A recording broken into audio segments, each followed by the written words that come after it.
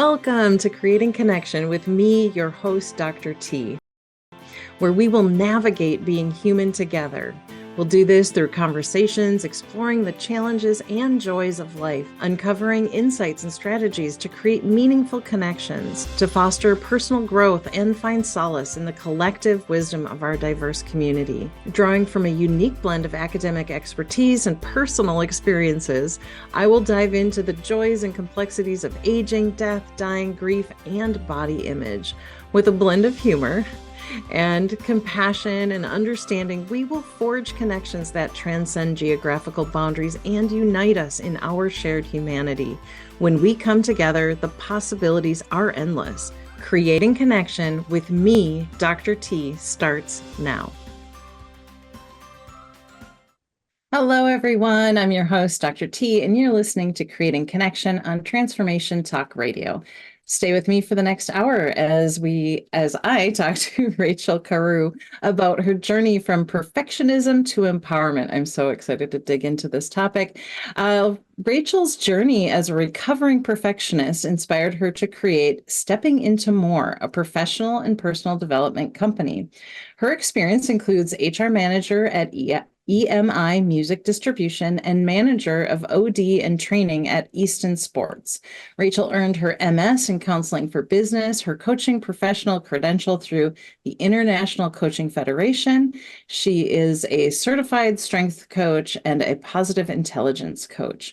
Rachel is past president for the ICF, so the International Coaching Federation, Los Angeles, and served on their board for 7 years. She also served as co-leader for ICF Virtual Community, Coaching and Human Capital Community of Practice for 3 years. She published a book and a companion CD of songs, Stepping Into More, Lessons from a Recovering Perfectionist. She is delighted to be married for 34 years and to be called mom by her 2 top teachers, her children. Welcome, Rachel. I'm so happy to have you here. Thank you. It's a delight to be here. Yes, it feels so good. So there's just in your bio, I'm like, I want to dig into so many things. I might start at a little odd place, which is companion CD of songs to a book. You do not see that very often, especially something that's in the self-help realm. So can we just dive in and talk about that a little bit, and then we'll work our way around. Absolutely. So my first passion has always been creatively self-expressing, primarily through singing. And my late great Aunt Rose told me that I actually used to sing before I could speak. So it was always very core to who I am. And all of that got squashed, which we can get into that story at the tender age of 18. And I stopped singing for over 20 years because of my perfectionism. And so my book was really all about my journey and how I reconnected to my creative, self-expressive self. And I produced the CD of songs. Most of the songs were referenced in my book. Okay, that's amazing. So you went from repressing to here I am, and I'm going to not only tell you who I am in words, but also in song, which is amazing. Was that scary for you? Oh my gosh, incredibly terrifying.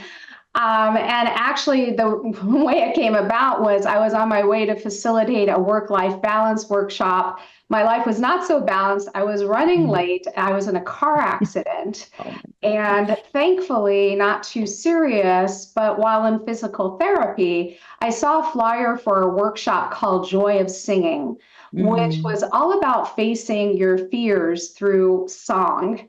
And I was like, joy of singing, that is what I've been craving my entire life. How do I reconnect to the joy of this? And that workshop is actually what launched me back into my creative self. And I'll never forget, we had a very intensive weekend that culminated in a performance, and we were assigned songs. And the creator of this event assigned me a very challenging Stephen Sondheim song. And I was terrified. It was so scary for me.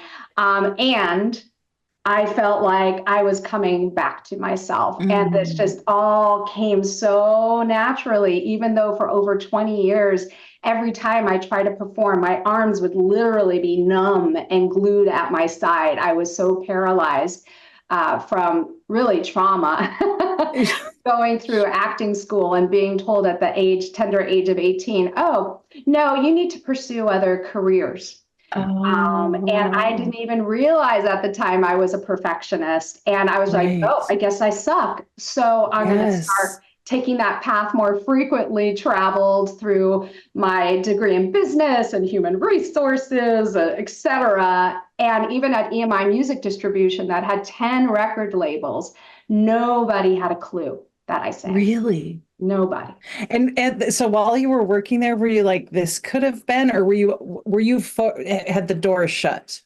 Oh, it never stopped haunting me. And Um, I'll never forget my first time going to see the musical Les Mis. I literally was crying.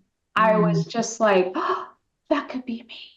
That was yeah. my dream. And I actually sing a song from that, I Dreamed a Dream. Oh, And then when you perfect, said to perfect. Here I Am, in my first cabaret show that I produced, I sang the Barbara Streisand version of Look at Me, World, Here I Am. And that's Oh. exactly the sentiment. Yeah, so that is quite a journey. And I'm sure for people listening, you said something about connecting with our creative self. And I think that as adults, that gets buried, that gets kind of shuttled aside for business. I'm doing air quotes and the business of life. And we forget about play and expressing ourselves, which came so naturally. Just today I saw a meme or something that said, we should all like after lunch have like an art session in the basement, doing some collage with someone's like aunt saying you're doing a great job, like that vibe of connecting with our creative self and then expressing